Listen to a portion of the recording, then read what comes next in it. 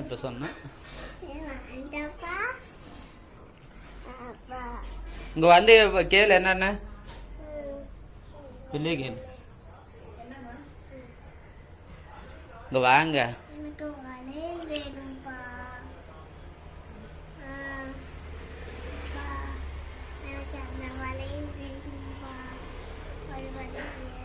உங்ககிட்ட வளையல் இல்லையா?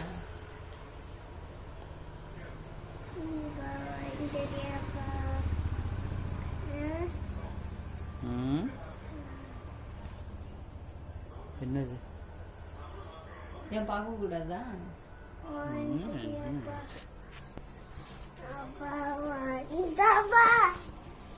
ஏன் இப்ப கேக்க வாங்கி தரேன்னு சொன்னா என்ன உங்களுக்கு? இந்தா ஐ லவ் யூ. எதிர்பார்க்கவே இல்லை.